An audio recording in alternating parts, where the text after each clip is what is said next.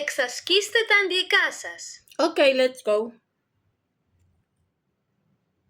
What's your name? My name is Carl Ita.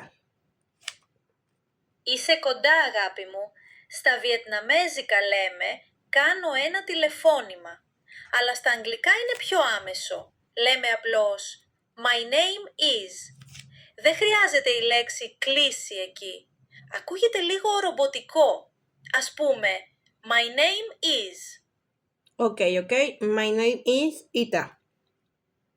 Και πόσο χρονών είσαι? I have 40 years old. Γεια σας. Στα αγγλικά η λέξη ηλικία δεν χρησιμοποιείται. Είναι απλώς age. Δεν είναι όπως στα βιετναμέζικα. Λέτε I am your age. Okay. So I have 40 years old. Έτσι ακριβώς, μεγαλειότατε.